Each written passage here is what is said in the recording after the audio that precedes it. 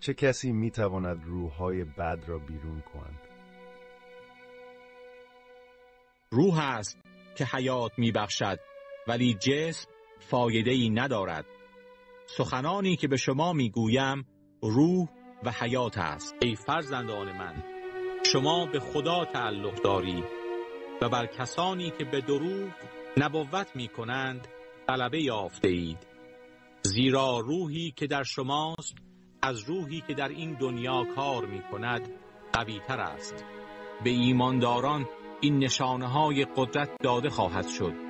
آنها با ذکر نام من دیوها را بیرون خواهند کرد، به زبانهای تازه سخن خواهند گفت. لیکن این جنس جز به دعا و روزه بیرون نمی رود.